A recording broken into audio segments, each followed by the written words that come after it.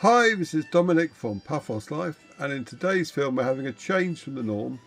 I've launched the drone up and we're basically having a look at the coast around Paphos. We're starting at SODAP Beach, and you've got the Amavi hotel there. And we're going to drift slowly down towards the seafront. First up you've got, after the Amavi anyway, you've got the Alexander the Great Hotel. You see that little diamond shaped building just in front of it? That's actually showers and toilets, which is handy to know if you want to go to SODAP Beach, which is the beach in front of the Alexander the Great. Oh, it's very nice down there. I've got some backing music playing, which I recorded at Peyia Beer Festival, by the way, if you're wondering what that was. Because when you're flying with drone, it's difficult getting audio that's done at the same time as the drone flight, because you've got to pay attention to what you're doing. Anyway, you've got the nice little water feature that's been renovated just past the Alexander the Great on there. That's what that blue strip is. And then you've got the Almyra spa and Almyra Beach coming into view. There's a little lifeguard station for it.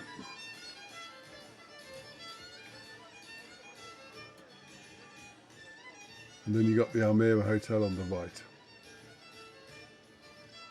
It's a very small beach. It's actually a blue flag one though, believe it or not. And there's the hotel Annabelle. And there's water sports centre down there as well. Nothing to do with any of the hotels though, I should have.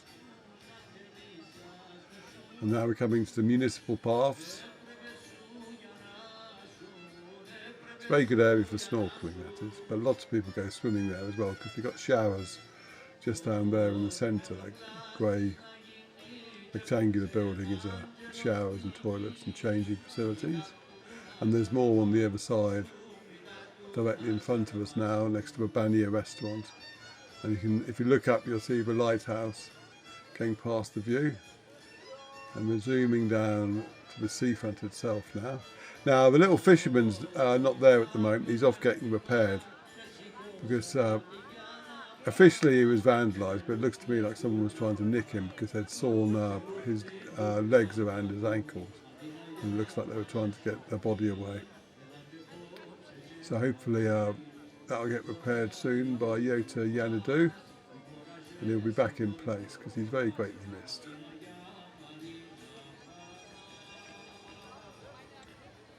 You've got the wooden pub down there on the right, which is very popular, and above that you have the Paphos apartments, which is a great place if you want a nice central location. And you can see the signs on the lampposts there for the opera, which is coming in September, the Elixir of Love. Let's have a quick look at the dates, I can tell you. 4th and 5th at 7:30 at Castle Square. And also, this weekend, in fact, you've got a food festival at Paphos Castle, which I'll be covering tonight. And next weekend, there's Paphos Beer Festival, which runs from August the 5th to August the 9th. So there's plenty on happening down at the castle in the next few weekends. But we're going to continue down the seafront. You can see some of the stalls there. Would be sponge guy and little grain of rice couple down there, and your hair braiding. And that's the harbour restaurant we're just flying over, and the lovely flower pot still in bloom and still nicely maintained. And the car park you can see on the right is all entirely free. It serves the seafront, the harbour and the archaeological park. And at night times, especially in the weekend, it tends to get rammed solid. So you're better off trying to find a parking space between Kings Avenue Mall roundabout and down here, if you don't mind walking a little way. Look how clear the sea water is there. Beautiful. You'll see more of that in a minute because we're going to have a little circle of the harbour.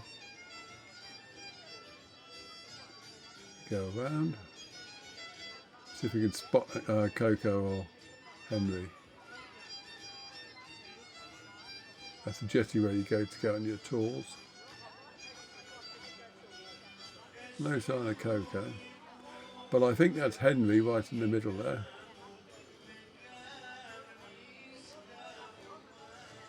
You've got the Ocean Fish restaurant.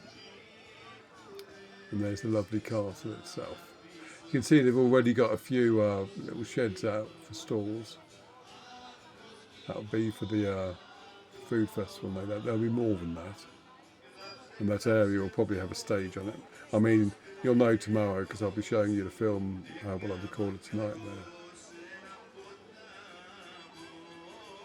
Assuming there's not too much radio music blaring out. That's the Jolly Roger that's already left the harbour. Used to going out there, isn't it? I know the Ocean Vision is just setting off because you'll see in a minute that we do a loop around it. So anyway, yeah, this is where both the beer festival and the food festival, and indeed the opera, is going to be. When the opera's there, there's a big blue seating area erected as well, though. Some lovely boats in the harbour. I have to fly the drone a little bit higher up here just to avoid all their masts. Well, it wasn't the Jolly Roger because that's still there. Again though, look at the water, how clear it is. And that's the Ocean Vision. Actually, Wave Dance has already left for the day.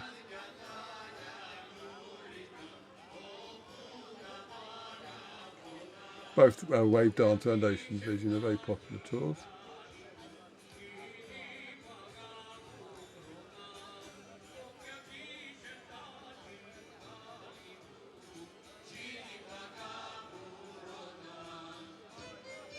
And we just loop round.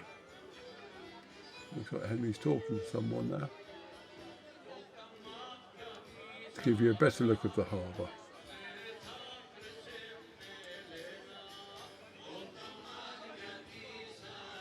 And there were Twin Towers in the distance. Much maligned, but to be quite honest, they make a handy landmark to me at least. But let's go around and have another look at the Ocean Vision.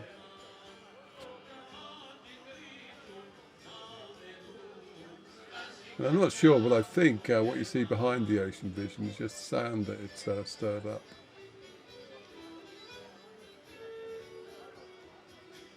I'm sure if there's anything else, there'd be sufficient complaints to put a stop to it. Anyway, we're going to have a special treat, as well as seeing the Ocean Vision and the seafront and the harbour. I'm going to show you what it looks like in the evening time, just after sunset. Because I recorded this a couple of days ago when I was down doing my Calispera photographs. There was actually some traditional Cypriot dancing going down in the municipal bath area, just where the lights are there. You can't really see it at the moment because I think I timed it when they were on a break or they'd just finished. That's Peyia Restaurant with its flashing lights. And the colours at this time of the evening are beautiful. Unless it's very well, not very cloudy, unless there's sufficient clouds to make a sunset interesting. I tend to prefer taking pictures in Paphos a little bit later, before night sets in fully. So you've still got a bit of light from the receding sunset. Get some lovely colours then. I'm not a fan of the amber street lights they got at this end of the seafront, but they do appear to be phasing them out, which is good.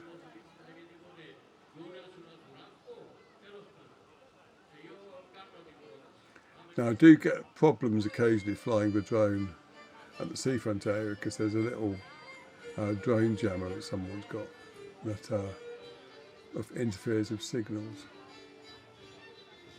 But I was pretty lucky in this one.